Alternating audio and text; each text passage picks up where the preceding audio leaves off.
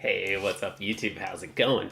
What's going on? So, today I think is day 14 or 15 or something, relearning linear algebra. So, I'm very excited to be here. It's the end of our third week, I think, relearning linear algebra. If you're new, what I'm doing is I'm cycling between different topics, and these are all live streams, completely unedited, not polished. It's going to be rough. We're going to be solving problems live, and I'm going to be just trying to document my journey and progress as I learn math, relearn math. I studied pure math like about 15 years ago, got a bachelor's of science with honors, and then promptly never used it. Essentially, never used it a day in my career as a software engineer. Now I'm coming back to it and relearning it as a hobby, no longer with the intentions of getting a PhD and doing research, but just because math is freaking beautiful. So, yeah, glad that you're here on this journey. We are live. I hope that we get some questions and stuff. Today, we're going to have a fun stream, I think. So it's the end of this linear algebra week. So I want to just try to recap, where are we? Like, what have we learned so far? What have we done on stream? If you haven't been watching these 3-hour long live streams every day, of course you haven't. So let's recap what we've done. Let me get the iPad up. So one thing, first off, we are taking a problem-solving approach. I've got my iPad right here, and I'm writing down tables of exercises. We're going to solve every linear algebra exercise from every book. And so this week, I wrote down the table of contents for Strang. Here are the different chapters, and in particular, I wanted to write out the chapter outline for chapter 6. So chapter 6 is eigenvalues and eigenvectors. We've done a couple of problems from 6.1, not a whole lot, but we've introduced this equation. And why is it that we're introducing this equation, ax equals lambda x? It's because I'm interested in applications. So we have explored the different books and contrasted their definitions of Markov matrices. So when I was a TA for linear algebra many years ago, I TA'd TA is kind of a stretch. I was a homework grader. I graded homework for 2 semesters. That professor taught an amazing version of this class where he used Markov matrices to motivate matrix multiplication. And I always thought that was really cool. I didn't see that when I took linear my first time or in my second time. They were more theory-based. So Markov matrices is our motivation at the moment. I want to understand how linear algebra can be used to build cool stuff. And I've mentioned it several times throughout this entire stream. Artificial intelligence, in particular, is critical. Like, linear algebra is... Artificial intelligence is linear algebra. If you squint, it's all linear algebra under the hood. So something that's unique, different, weird, I don't know if it's a good idea or not. Something that's different is that I'm really comparing and contrasting different books. So I've got, at the moment, Strang. I have Adler, linear algebra done right. And we've mostly been working problems from Shilov, though. I've been spending a lot of time on Shilov, and I really like that book. It's a Dover book. It's like $15. Very hard, very theoretical, but it also has some like calculational examples and things, but it's quite a nice book. So while I was on vacation last week, I solved almost every problem from section 1, and I showcased several of those over this last week. I demoed many of them. I don't know if I've shown every solution since, but yeah, so if you want to go see some hard determinant problems, go check those out. There was a great video where I just said, like, solving many tough determinant problems or something like that.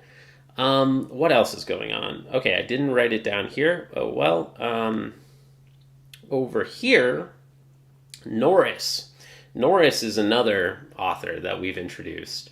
And we had a stream where we wrote down the definition of a Markov matrix according to different authors. So that's the last author who this week we were contrasting definitions from.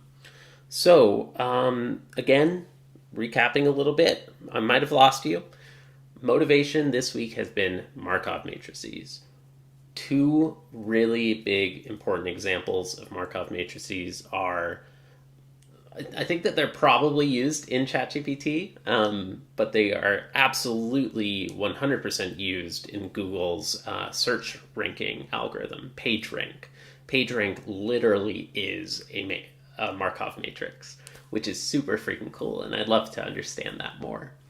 So that's the motivation. But what I wanted to do today is revisit something that happened yesterday on stream. I think it was here. So around here, it was really cool. There were a couple of cool chats from people. Where was it? This person, Abhinav, shout out to Abhinav, friend of the channel.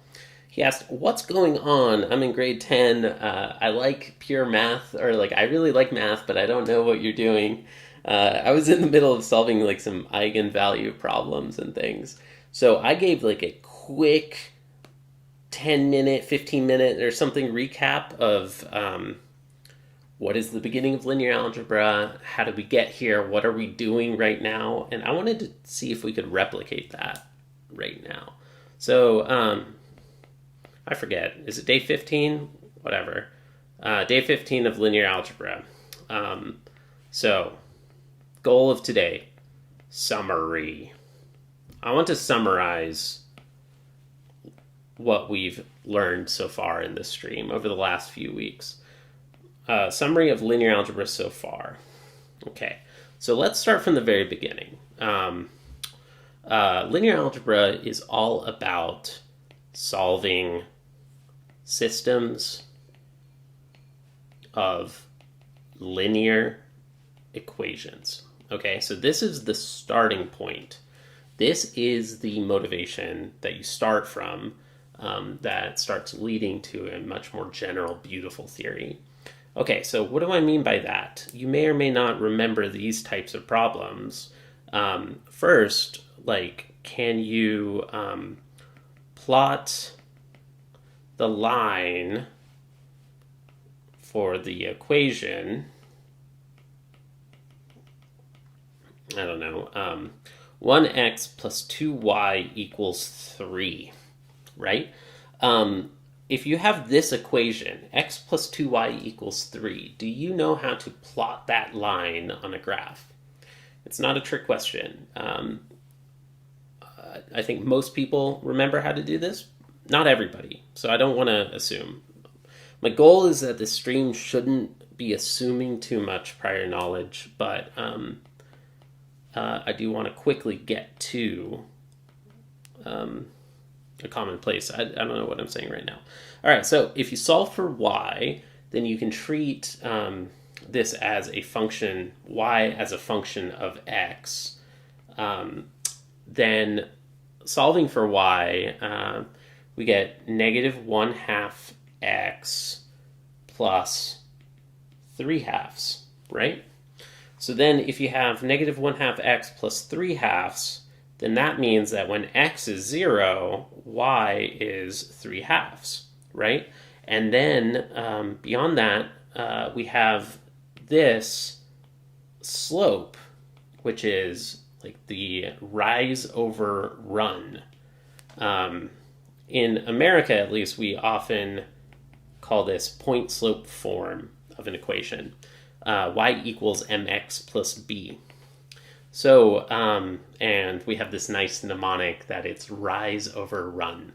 So, we're going to rise -2, -1, -2, and then we're going to run 1. Oh, wait. Nope. Rise over run. All right, I'm going to make a lot of mistakes in this channel, y'all. All right, so rise -1, run +2. And then we get, maybe let's do this in a different contrasting color. Y'all can see the iPad, right? Yes, good. Something like that. I think that that is a accurate-ish graph. All right, so there's one equation. What if we have another equation? I don't know, 4x plus 5y equals 6. Okay. Then, if I rewrite that one, y equals negative 4/5 x. Negative 4/5 x plus 6/5. I'm making up numbers. I'm using like 1, 2, 3, 4, 5, 6. So this might end up being an ugly solution. But let's see. So positive 6/5. I came up with a random, nicer example yesterday, but that's going to be above 1 and below the other, the other one that we wrote down. We're going to fall 4 units for every positive 5 units. So 1, 2, 3, 4, something like that. Here, let's get some tick marks.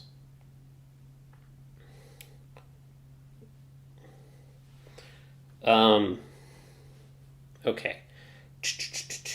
Negative 1, 2, 3, 4. 1, 2, 3, 4, 5.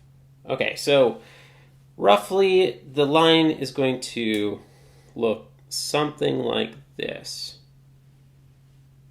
Okay, my hand is not the most steady ever, but roughly we're going to expect a solution in green somewhere over here. Okay, now what we're doing is, what I'm trying to highlight is, given an equation, can you write down a line that corresponds to it? Yes. Secondly, if I give you 2 equations, do we know whether or not they're going to have an intersection? They don't always have an intersection, because, say, I have another yellow line. I could have another yellow line that's parallel to the red line. Or I could even have maybe a purple line that matches exactly the yellow line. So there are times when you could have infinitely many solutions, like you have 2 equations that mean the same thing. Let's say y equals x and 2y equals 2x. Like, those are 2 equations that are going to have the same exact solutions, right? So if you think of those as 2 different equations, they're actually going to have infinitely many solutions that work for both of them. But then, on the other hand, another line like y equals x and y equals x plus 1, well, this one is just 1 unit above the other line. So it is going to have 0 solutions if we compared y equals x plus 1 and y equals x. So that's a case where you can have a parallel line, you could have 2 equations that are the exact same damn line, or you can have a single solution.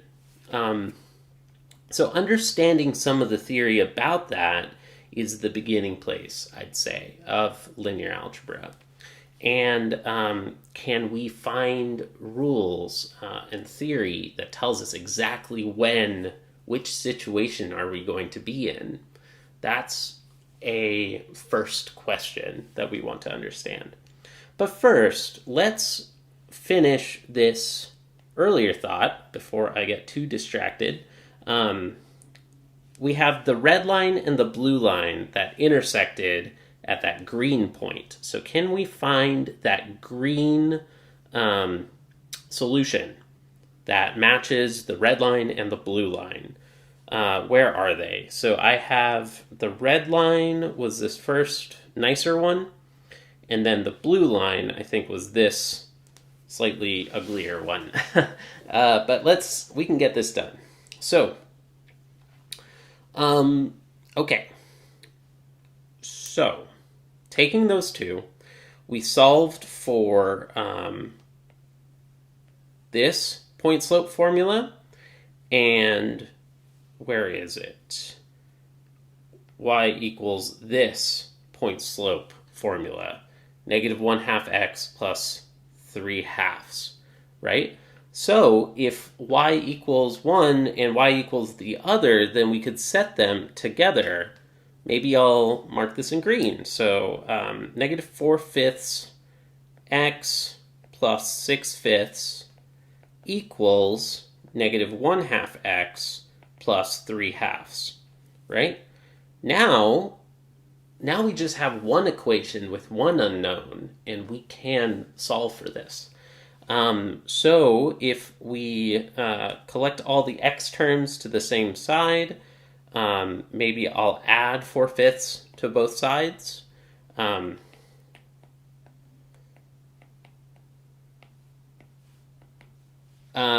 And then maybe I subtract 3/2 from both sides. 6/5 minus 3/2. Then, now we just have a simple fraction problem. So the first one is going to be using the least common multiple of the denominators. 12 tenths minus 15 tenths, right? 12 tenths minus 15 tenths.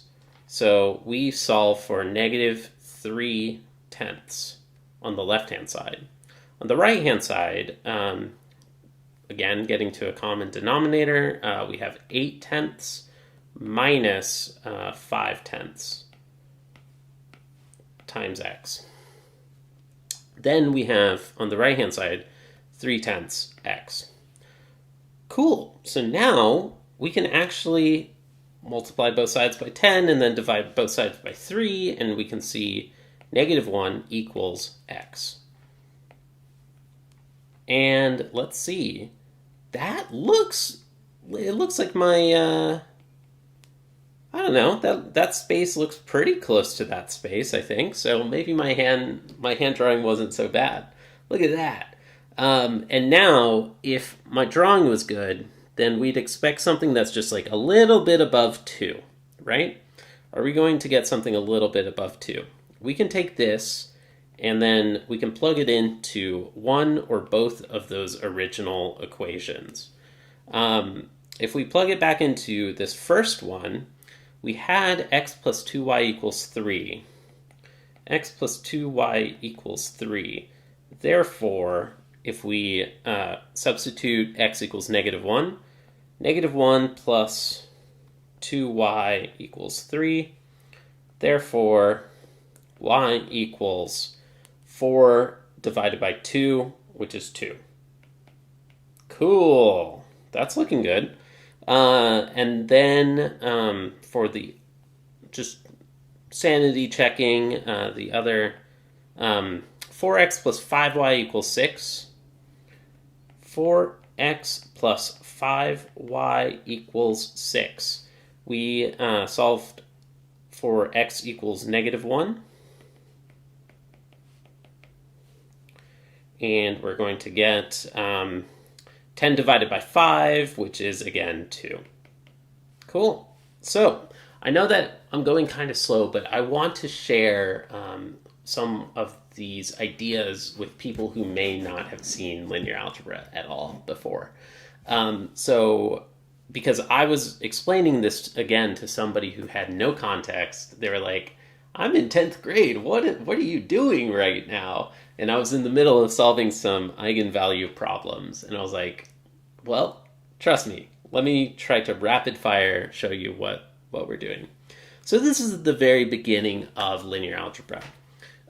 What is cool, though, is that we can solve that exact same First I'll say that this is the method. It's kind of like strategy one, and I think that they teach this in high school algebra. That there's two strategies. You can either use substitution,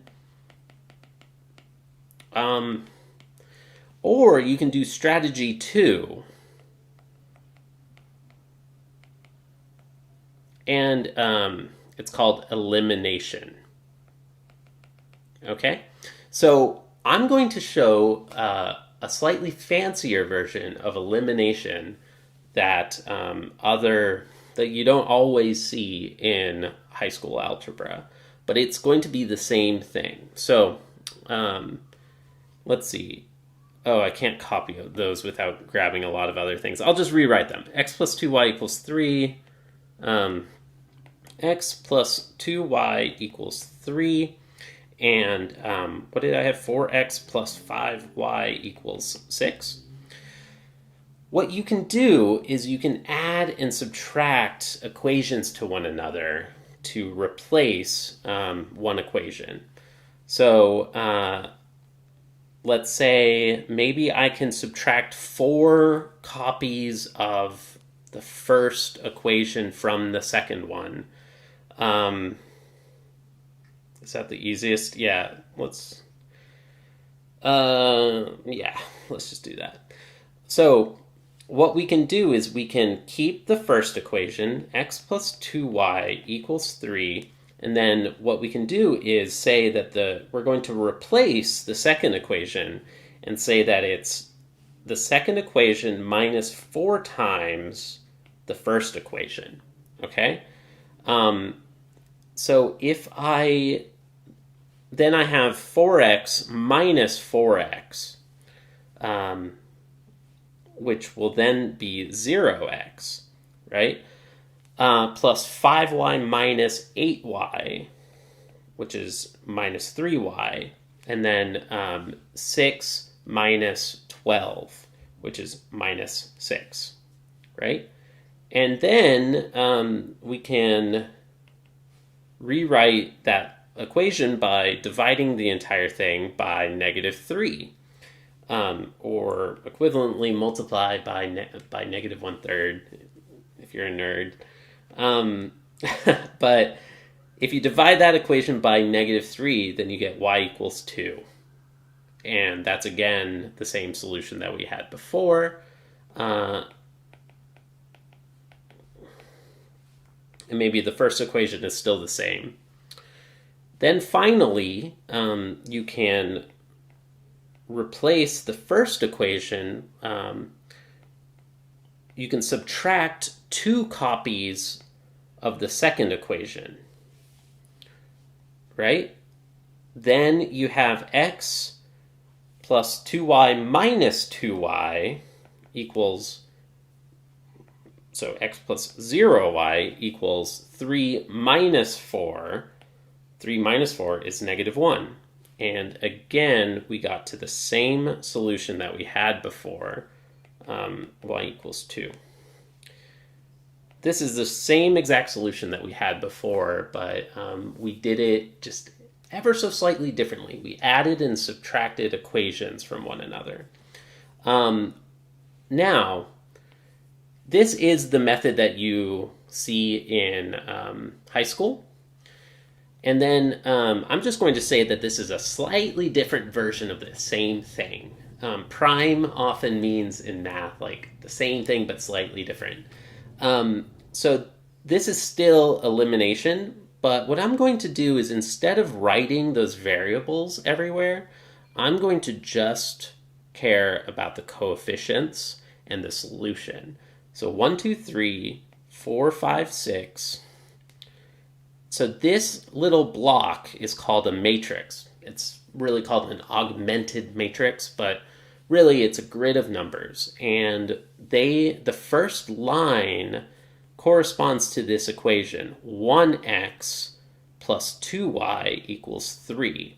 So the first column corresponds to the first variable x, the second column corresponds to y, and the third column corresponds to the solution. And again, we're going to do the same thing. It's going to be the exact same steps that we did before. 1, 2, 3. Subtract 4 copies of the first row from the second. So 4 minus 4 is 0. And then 5 minus 8 is negative 3. 6 minus 12 is negative 6. And now divide the second line by negative 3. And you get that. 1, 2, 3. And then finally, subtract 2 copies of the 2 times the second row from the first row. So 1, 0, and now 3 minus 4 is negative 1, right? 0, 1, 2. So then, because, again, this means 1x equals negative 1, and then this one says 1y equals 2, then our solution is xy equal negative 1, positive 2. Cool. All right, you with me? So maybe it doesn't look that much cleaner now that I zoom out and I compare the two. Like we still ended up roughly at the same spot in the iPad, but I really do think that this looks more organized on the left than on the right. On the right, we have all these extra variable names. They're not really necessary per se. I had to kind of keep things straight a little bit. Like I had to kind of make sure that things stayed organized and like aligned vertically. Okay, I don't know where I'm going with that. Let's just continue. I have to go very soon. But so I'll say this. Yeah, maybe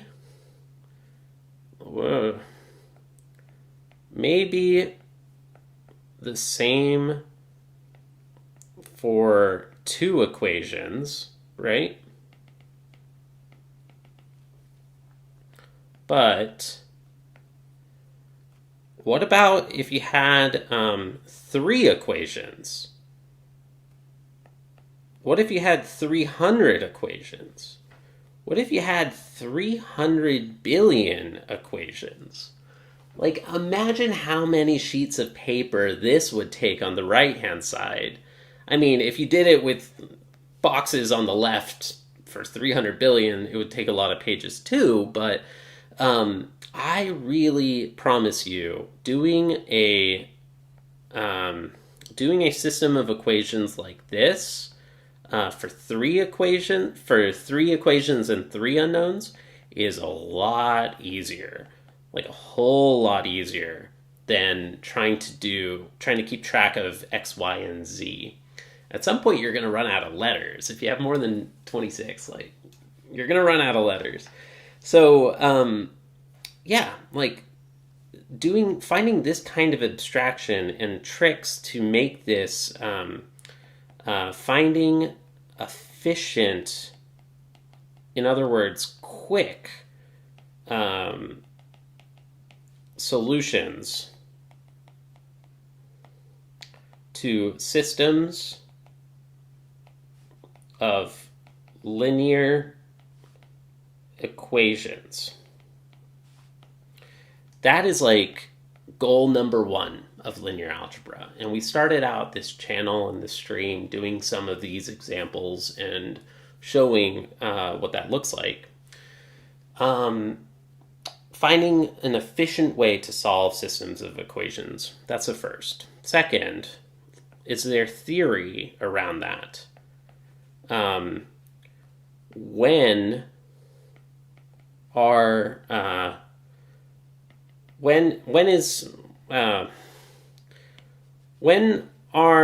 the equations the same, quote unquote? Like, remember how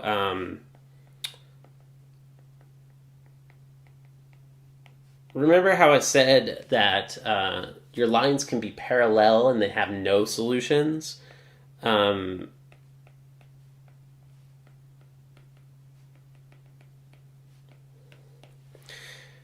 there's a lot of theory. Like, this is one of those places where there's really beautiful theory that's been generated. And just to kind of quickly jump to one of the first topics of the stream, that is the theory of determinants. At least that's one way to view the determinant. A determinant says that a system has a solution, one solution, if and only if the determinant of a matrix does not equal 0. Okay, so I did a lot of problems from Shilov.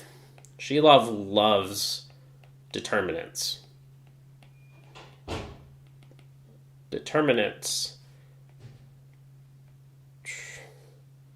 He really, really loves determinants.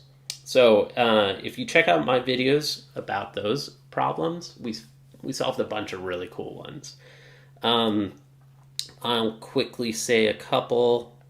Here's AD minus BC and AB C D E F G H I. Well, we've got this cool rule that involves some diagonals, and you can find out what that's like in one of my other videos. And then, and this is in the 3x3, like when the matrix has 3 columns and 3 rows, this one has 2 and 2. But when it has 4x4 or bigger, it gets complicated fast. It gets complicated, and you need to start building some theory. The theory involves concepts like linear independence and the fact that whether or not the columns can be written as multiples of one another. And you can build theory about how you can take out a multiple of a number from, like, if all of the numbers in a column are divisible by the same factor, like maybe they're all even numbers, you can divide that entire column by 2 and then factor out that 2. So you'll multiply 2 times the determinant of the other matrix. Not doing the greatest explanation there, but my point is that this book really loves determinants as a type of theory.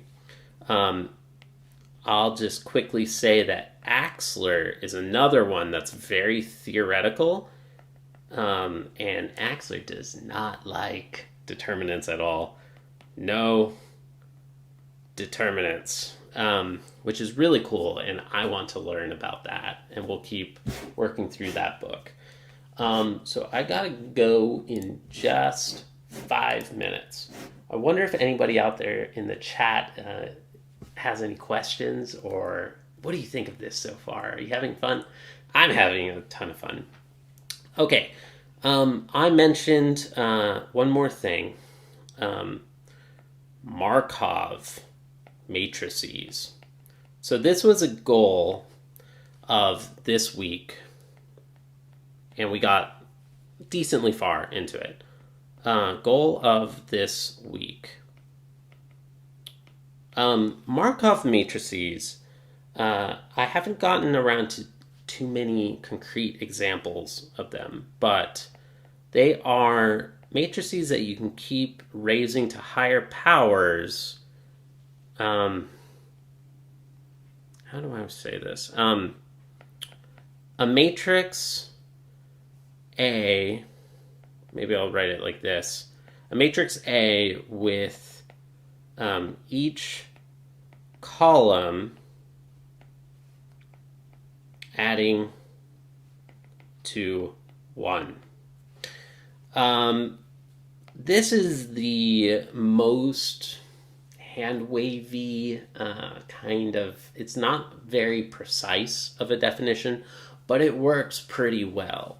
Like, if you think of the probabilities of something happening, like, what are the chances that you flip a coin heads, and what are the chances that you flip the coin tails?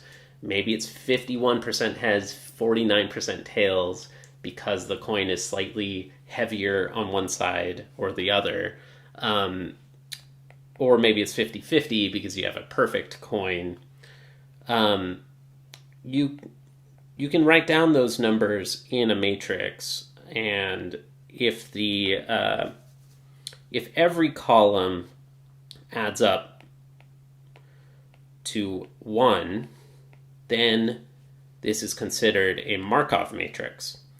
And you can solve a lot of really amazing engineering problems in the real world and actually solve real world things with that. So that's cool.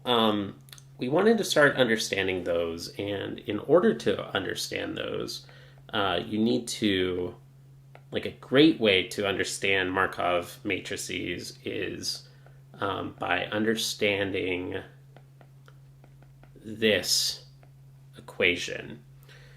This equation comes from the fact that sometimes we really want to understand when you multiply a matrix A by a vector, when is it just a scalar multiple of that vector? Like, there are times when after you multiply a vector, a special vector, by a matrix, then you just get a stretched version of that. A stretched or shrunk or like reversed, but the vector is still pointing in the same direction that it was, to begin with. If ax equals lambda x, then you can subtract lambda x from both sides, and then you can factor out a minus lambda I times x equals 0. And then if that equation is 0, then you know that the determinant of this matrix equals 0. So this is a place, or this is a way to understand eigenvalues and eigenvectors.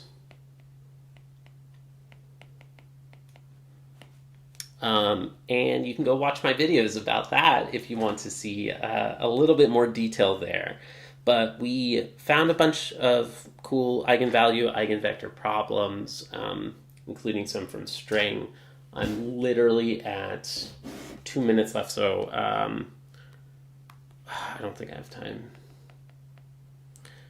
I think I've got a couple more minutes beyond that. Let's see. Strang 6.1.2. Let's solve a problem live. Find the eigenvalues and eigenvectors of these two matrices. Maybe we'll just do the first one. 1, 2, 4, 3. And a plus I equals 2, 2, 4, 4. Okay, so from the first one, determinant of a minus lambda I equals 0. Therefore, determinant of 1 minus lambda 4, 2, 3 minus lambda equals 0. Therefore, lambda minus 1, lambda minus 3. 1 minute. Lambda minus 1, lambda minus 3 minus 8 equals 0. Lambda squared, lambda minus 1, lambda minus 3, lambda squared minus 4 lambda plus 3 minus 8 equals 0. How does this factor? This is lambda squared minus 4 lambda minus 5 equals 0. Therefore, lambda minus 5 and lambda minus 1 equals 0. We get two eigenvalues. Lambda 1 is 5, lambda 2 is 1. So that's the first half of this problem, and we are on our way. Thank you for watching. Here's how far we've gotten into linear algebra so far. I'm going to go ahead and go. My name is John. I'm the math hobbyist, and I hope you have a great day. Like and subscribe, and I don't know. Yeah, thank you for watching. themathhobbyist.com. You can reach out for private tutoring. I don't know. Join the Discord. We got a lot of cool things going on. Go check out that site. All right. Thanks for watching. Bye, everyone.